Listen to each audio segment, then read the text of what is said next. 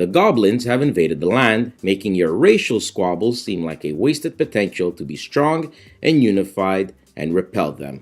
Forced to flee, you all discovered a new land, Pandoria.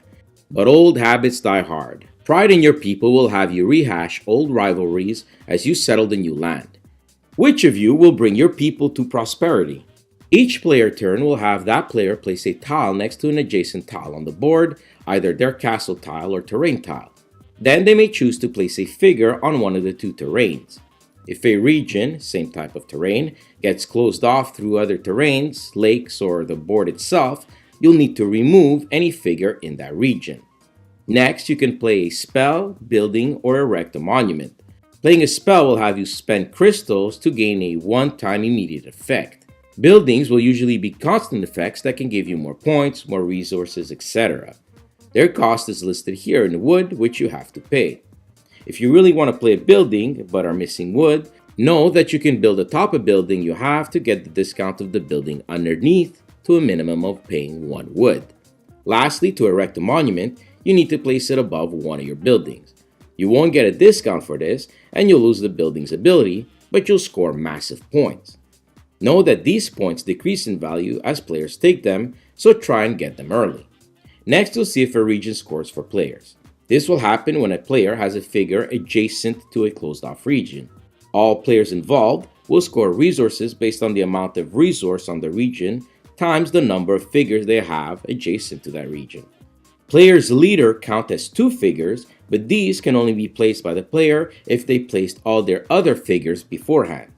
They'll gain the resources they scored, and if going over 10, every multiple of 3 after that, they'll get converted into 1 point each. After scoring, the active player, and only the active player who scored a region, is allowed to buy a card, which has the cost listed here in coins, the final resource we didn't talk about in the game. These, as said earlier, can be used as spell or buildings.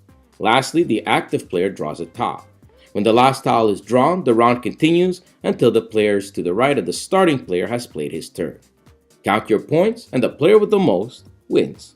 So Pandoria has a very classic Euro feel to it. And I actually love Euros.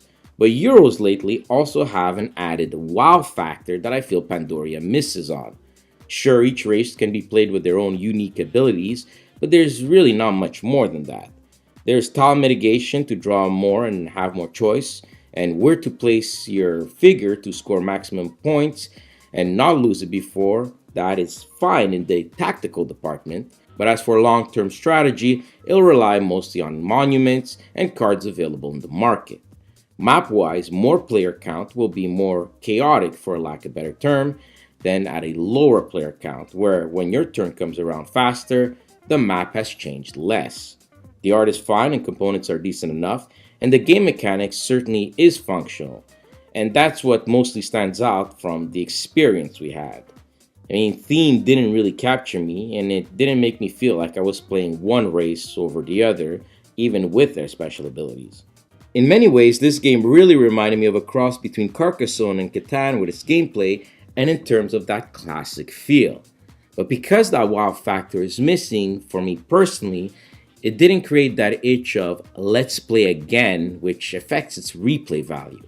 It almost seems as if this game came out a decade ago. So it's certainly very playable, especially if you like Carcassonne and Catan, but for me it's just a fine functional game with a fine functional score of 7 out of 10.